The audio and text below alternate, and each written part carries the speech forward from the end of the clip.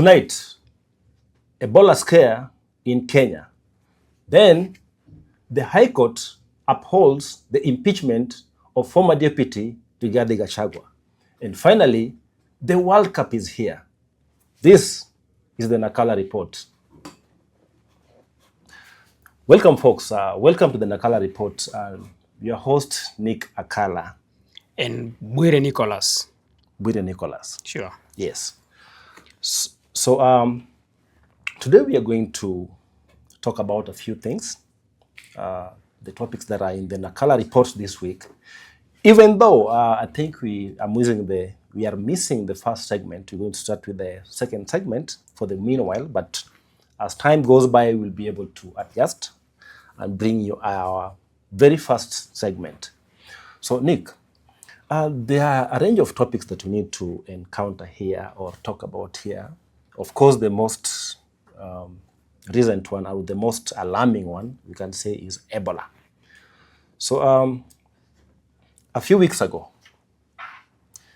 not even a few weeks ago, last month, there was an outbreak of Ebola in the DRC of Congo, and it has spread to some parts of Uganda. I think they've had 15 cases as of now. So during the outbreak, there have been Americans who are actually infected by the Ebola, or they are suspected to have been infected. And what caused an outrage in this country was that Kenya, despite not having any cases of Ebola, we were inviting, or we were allowing those who are suspected or who are infected with Ebola to have at a quarantine center in Laikipia and Nanyuki. When, actually Americans, when the Americans themselves, through the Marco Rubio, who is the Secretary of State of the US, said that no Ebola patient was allowed to go into that country.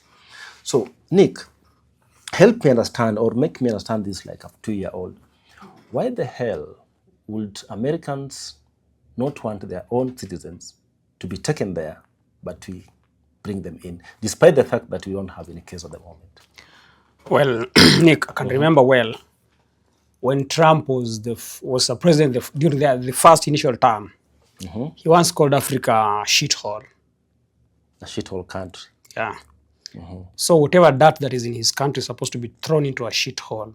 And Kenya has turned out into a shithole of corona, of Ebola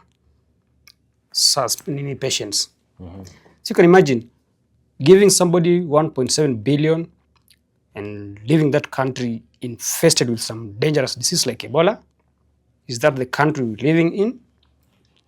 But Nick, to be fair to the Ruto regime, or Kenya Kwanza regime, or broad-based government as they call it now, they claim that, some of their proponents claim that these agreements were done back in 2015 by then President Uhuru Kenyatta through, I think was Macharia and then Mutahi Kagwe. Well, did they predict Ebola? Or whatever means, what did they expect for them to create a quarantine? Would they know that there would be some catastrophe like that for them to create? It was during the time of COVID. So while they didn't create a quarantine for Americans here. No, it was for Kenyans. So it has turned out to be Ebola now. Well, and the government's mouthpiece have been saying that well, it was Uhuru, it was Macharia, it was Mutahi Kagwe. And then when the president, His Excellency President William Ruto, was in Garissa, was it Wajir? He himself said that President Donald J. Trump asked him about this, and he gave his exclusive authority or permission. Money, my friend. Alichekeshewa. But sasa, Nick,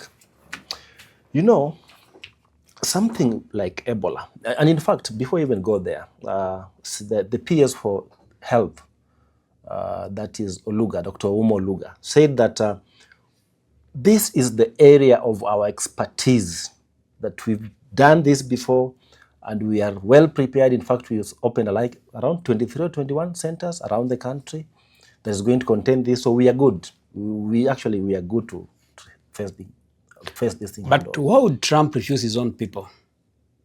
Because Trump is America first. You always say America first. Well, Let me buy that. And then again, Nick, yeah, the other danger with Ebola, this kind of Ebola, I think it's called Bundesbagio strain, yeah? It's a new strain, which means it doesn't have vaccine, it doesn't have treatment protocols. So it's nothing that has been experienced before. No vaccine, more treatment protocol. The other thing also, Nick, Ebola is normally carried in animals, yeah? Domestic and wild. So the dangers of bringing this thing here is that if it gets here and then it gets into these animals, it can stay there for long, even long after Ebola has been eradicated in Kenya, it will stay with the animals.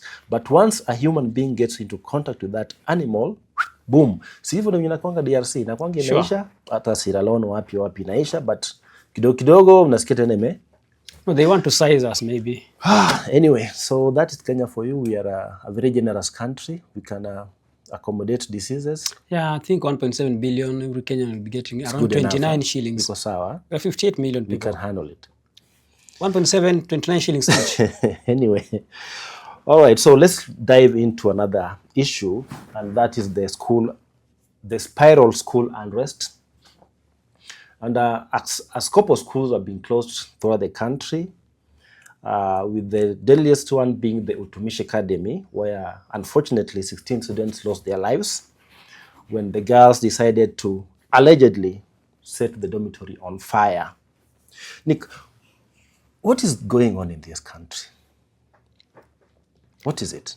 Is it the first time students are burning their schools? It's not the first time, of course, yes, but this is now like, it is kama nika pepo kametoka bwana. Well, somebody might be behind it. You know, Who? let me not blame somebody as a specific, but students just can't come out and start burning schools. You know, someone must be behind it. So and one thing about schools, if a single school burns, the other children from the other schools will feel like, okay, if so and so can burn, why not us? Why not us? See, they might be blaming the ministry or so for laxity or something, but this behavior is orchestrated by a single person or two. Then it blows out of contention. But don't you think there's a deep-rooted issue here which needs to be addressed? Because it used to happen, yes, there before, but not in the to such a magnitude. And then, of course, there's the issue of corporal punishment, which was abolished way back, I think, in 20-something. 203. 203, yeah. But then, when you had the PS, Julius Bitok, for education. The immediate former PS. The immediate, oh yeah, actually he was just transferred yesterday. Yesterday. Yeah? So he came out and said that when students, he talked about I think he narrowed it narrowly, according to him, that it was about examinations, yeah? So he said that you can negotiate with the students. If they don't want to do examinations, then you negotiate. Kama wataki kufanya wachana ikue hivyo. Hilarious. So that is who should examine who? So basically that is the government's solution. Negotiate with students. So does it mean that we can also start when a policeman walks in here, wants to arrest me, I can negotiate with him. No, don't arrest me today. Maybe you come tomorrow. Come tomorrow. When you have someone to go to court, you say, no, I'm not available today. Put it maybe 2 weeks from now. You know, is that the kind of solution that the government is trying to do? That's shallow thinking. A student is supposed to listen to the respondent is supposed to be a student. There's no way you can have a debate between a student and a teacher. Okay, today I'm not going to eat. I think, like I said earlier, somebody is behind these strikes. Somebody wants to get something out of it. You are not naming that person. You know one thing, if a school goes down because of fire, somebody will want to build it, to rebuild it. Oh, so maybe it's a business, creating a business environment. I want to believe Is that. it teachers? Because you know. Do you know every sector in this society has a tender, has somebody who can be given a tender? There are so many cartels. Even teachers can be cartels. Yo, I want to supply food. Anyway, we hope that this thing is going to get into there's going to be a solution, because so far I think this thing is getting out of hand, and we need our students back in classes, and we need the school term to go as planned, and also we need to have examination at the end of the year. If that is not done now, I think there's going to be a lot of problems. Nick, last week, the previous week, the ODM brigade had a rally, the ODM leader ground had a rally in Kisumu. And surprisingly, Nick, for the very first time after Baba's death, they branded the vehicles. They did a promotional tour with the truck, yeah? It is alleged that they paid the participants. Nick, what is happening to ODM original? Is it the original one? Well, branding vehicles and paying people to attend rallies in ODM, unprecedented. It never used to happen. It never used to happen. Okay, so if they ferry people from Siaya to attend a rally in Kisumu and ferry people from Bondo to have a rally in Kisumu. So if they have a rally in Siaya, they'll have to ferry people from Kisumu to go and attend a rally in Siaya. Looks like, because that is what those are the same players, different grounds. But which brings in the question, Nick, is ODM okay? It's shaking. What can they do? Unite. Bring back the renegades. They call them the renegades, the Sifunas and the Babu Winos and the Orengos. But you know, the renegades have a precondition, and that precondition is do not support William Samoei. That is the point. Yeah, so... And they remember well the last words Baba said, ODM will have a presidential candidate. Yeah, those were Baba's words, but you know, Nick... Okay, so he went with them. Up until now, there are so many Baba's words that we hear from people, so we don't know what to believe. But documented, there's a last engagement that Baba had, I think, in an hotel in Nairobi, where he said, who told you ODM will not have a presidential candidate in 2027? And Sifuna even wears that thing, yeah? Who told you? Nani aliwaambia?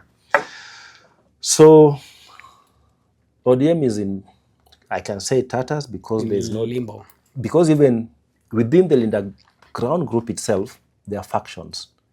I hear Junet and Oburu, they are not reading from the same script, blah, blah, blah, blah. So we only hope that ODM is going to get its house in order, and maybe you reunite the ODM Linda Mwananchi. Moving on, folks, just yesterday, the High Court in Kenya, in Nairobi, Milimani Law Courts, upheld the impeachment of former Deputy President Rigathi Gachagua. During the judgment, the judges, the three judges constituted and said that even though Rigathi Gachagua was not removed in the correct way, he still stand impeached. Nick, this looks like what can I call it? This looks like conflicting. How could the judges say that he was not constitutionally removed, and then go ahead and say that he still stands removed? They claim about the Senate. They follow what the Senate did, much as the impeachment was unconstitutional. Those are double standards, Nick. So what is going on here? And the former DP himself clearly say that he was bribed 2 billion and refused. You know, he's the first Kikuyu I've heard that refuses money. Are you sure? Are you sure of your statement? He should be checked the DNA. How can you refuse 2 billion shillings? Do you know what 2 billion shillings is? I don't. And then he calls 50 million a joke. How worth is that guy? No, but again, you know, what I'm thinking is Gachagua is for sightseeing. He's looking ahead, yeah? Because if he were to accept, okay, well, these are just court pronouncement about the 50 million, yeah? Yeah. Whether or not he'll be paid, how many times have the court said that somebody be paid this amount? And remember the 1982 coup plotters who were wrongfully arrested and detained? Yep. Do you know that the court said that they should be paid in the 90s? Up until now, hawajalipwa. Sasa ni wazee watalipwa aje? Sasa Rigathi hata alisema alijua hii labda ni ile story za jaba za gava. And you know, every time a court orders for a payment, the government has the normally they have an avenue to appeal. So they'll go appeal blah blah blah. So labda alisema aliona hii mchezo ya town, so Lamanda alikataa. But the main concern there is, Nick, that how can you have been improperly been impeached and then still remain impeached? Are there some external forces? Definitely. Like who? Definitely. Taja tu. Wow, the state obvious. Did you say what The state. you? Who else can say, okay, he should stand impeached? And then again, Nick. Don't you realize nowadays there's something called above the law in this country? Above the law. Yeah. Okay. Before we leave this this topic, yeah. What were the pros and the cons of Rigathi winning this case and not winning this case? Like right now, he's not won the case. What are the political implications? Well, as at now, political temperatures will be cool fast. He told us he's going out for 45 days, right? Strategizing on the next move. Yeah. On the other hand, he claimed he's gonna leave his team to appeal. So we do not know the outcome of the appeal. Whether he will be restored or stand impeached. But appeal can only come after 2028, which means from now up to 2028, from the court of appeal, remains impeached. Yeah. Don't you think it was to the advantage of the president if they could have lifted the impeachment so that Rigathi gets into the field and advise and confuses the opposition? It could have been to the advantage of the president. Yeah. But obviously could have said, I'm vying. I want to deal with this guy.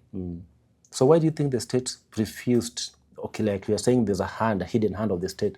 Why do you think the state went for this judgment or influenced this judgment? Well, for once I can say, have you ever played a game of football or soccer?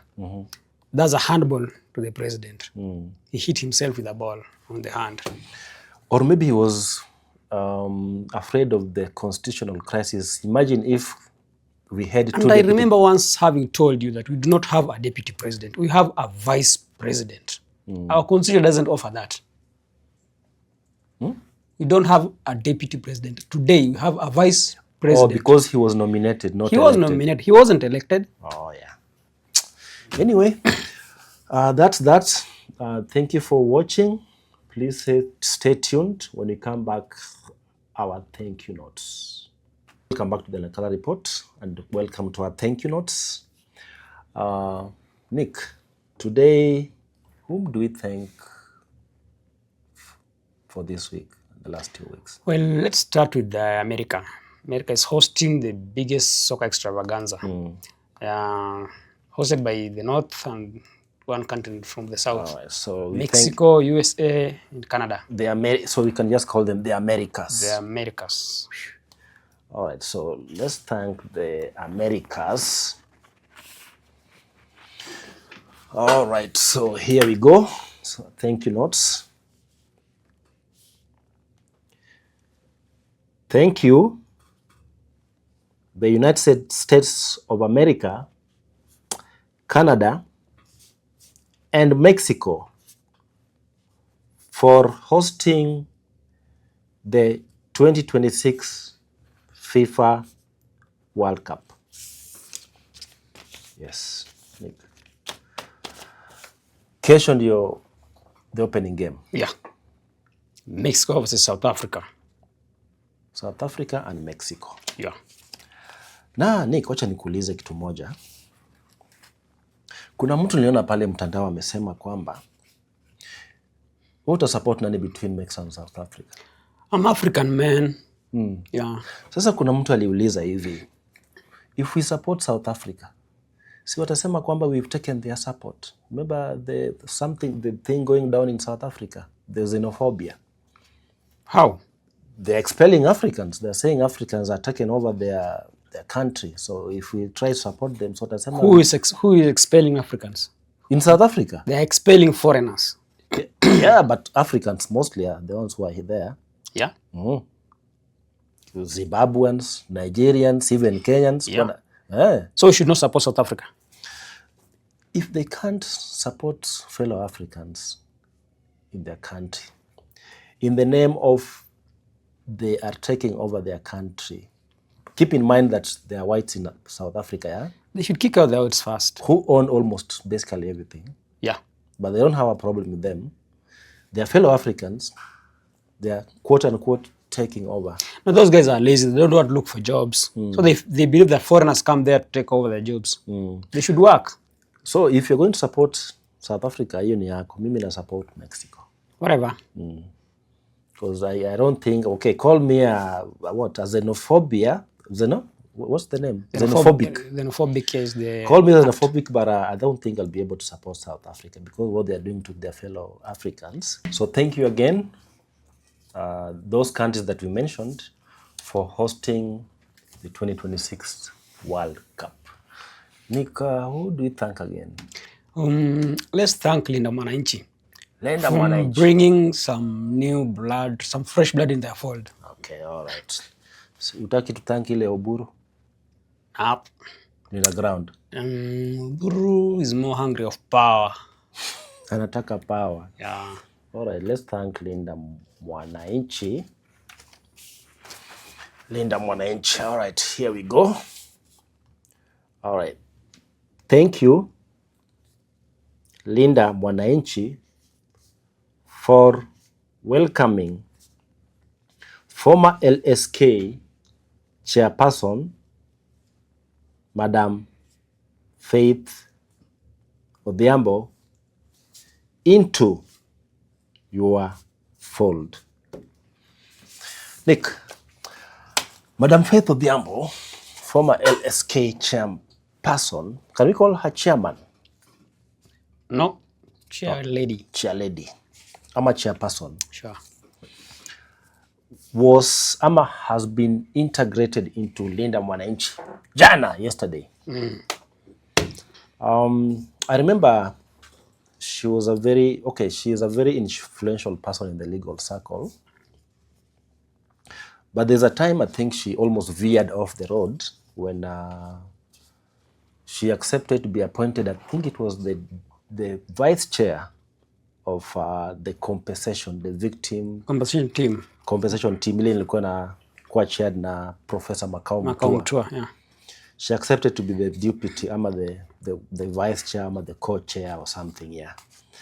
But she's joining kina Sifuna, kina Osotsi, the Linda Mwananchi. What do you think of such a move? And I expect some many ladies will be available. You know, if you want, she's the first lady. She's the first lady, actually. Prominent. Yeah. Okay. We need some strong ladies like those ones. Like Karua? No, Karua is a nonsense girl. She only waits for you to say, "Mom, come home," and she'll be there. Okay. So you don't expect Karua to be called. She'll storm by herself. Yeah. She'll just show up and you'll be like, "Oh, Mom is here." But you know, she's bringing some fresh blood also there, and with her experience in law, she'll find there the likes of Jimmy, the likes of Sifuna, the likes of Babu. Yeah. Okay. And the game will be good. Do you think she could have joined the Linda ground? I doubt Linda ground. Linda ground itself doesn't even understand itself. Uko na lawyer. No, they should come. We can talk. Orengo can stand with me. Wewe watusi tu ni sawa. Mimi sijatusi mtu. Anyway, I think this is my personal opinion now, yeah? For example, here in Nairobi, if I was asked to be, if I had to vie in Nairobi, I'll most likely vie with Linda Mwananchi, not Linda Ground. Because number one, Nairobi, historically, is normally votes opposition. Sure. Most of the time. Number two, let's try to be, excuse me, let me be ethnical kidogo. The ethnical composition of Nairobi votes, in terms of votes, does not favor the broad-based coalition at all. Ukikuja tu hapo kwa siasa ya, I'm sorry, but siasa ya ukabila kidogo, because on this side ya broad-based government utapata kwamba kuna laws which is not wote have, cause kwingine wako Linda Mwananchi, and then kuna Kales. Luos, Kales na Waluya wawili. Wenye wananga kura. Si ndio Waluya wawili tu? Yes. Yeah. Ukirudi ile pande nyingine, the rest of Kenya is there. Yeah. So if you are going to buy Nairobi, I think she's just made the right kind of decision. Oh, Linda Ground. The ground itself is slippery. Sure. It's slippery. So anyway, we thank you, Linda Mwananchi, for welcoming your new entrant, who is a former LSK chairman, chair lady, Faith Odhiambo, into your fold. We hope that she is going to make some meaningful contribution towards your part of the political divide. Nika, we thank somebody else. Who do you think we should thank? Let's thank former Chief Justice. Former Chief Justice. Maraga David. Maraga David. All right. Maraga is David, yeah? Yeah. All right. Let's thank Maraga for standing tall to defend our national heritage, our national park. The national park. Yeah. All right. Let's do it. Thank you, Chief Justice Emeritus. Is it Emeritus or Emeritus? Emeritus. David Maraga, for refusing to be released from custody and leaving your fellow detainees there during the National Park protests. Nick, tell me why a former Chief Justice anaenda maandamano. Well, I think you know well Article 37 in our Constitution doesn't have boundaries. The only person that I've never heard that can go for maandamano is the president. But as for the rest, you can go for maandamano. Kwa hiyo Raila kama angekuwa president angeenda maandamano? Angeenda. Andamani nini against what? Okay. So he's right. There is no way you can be arrested 5 people and then they come to release you and then they leave the and rest. Then they leave the rest. In fact, he stood tall and said no. In fact, even during his arrest, these other guys were the one who were trying to shield him from being arrested. Yeah. So you get arrested, and because of his position, wamtoe waache wengine. Alisema and I thank the current chair of LSK, Charles Kanjama, and Faith Odhiambo also. They said no, that's so unconstitutional. There's no way you can arrest somebody because this person is doing it constitutionally and peacefully. Another thing, why was he being arrested? No, Kenya is... What were they doing? That is, there is this piece of land along Nairobi National Park that somebody from somewhere wants to build something like a hotel there. Who is that somebody? Who is this it's powerful, still a human being, mysterious figure that wants to build in a national park something that has never happened ever since? And you know, they just want to kill our national park. This is the only national park. This is the only capital city in the world that has a national park. Sure, Nairobi National Park. Yeah. And they want wanaanza kuanza kujenga huko ndani. Kujenga. You part inafaa chuo KWS peke yake. And the military that is there. As for the rest, they should find some other places to build their structures. Yeah. I hear it's not just the national park only. Even in Meru, they want to build a state lodge in the middle of a forest. For what reason? I don't know. Labda pesa imekuwa mingi. In the middle of a forest. Just 20 minutes away by flight there's a state lodge in Nyeri. Nyeri, yeah. Yeah. Anyway, so thank you, former Chief Justice, Justice Emeritus David Maraga, for standing your ground and refusing to be released and leaving your fellow protesters in detention. Thank you for watching the Nakala Report. To keep updated, please subscribe and follow us on Mint Glint Media. Nick. Thank you. Next time. Yeah.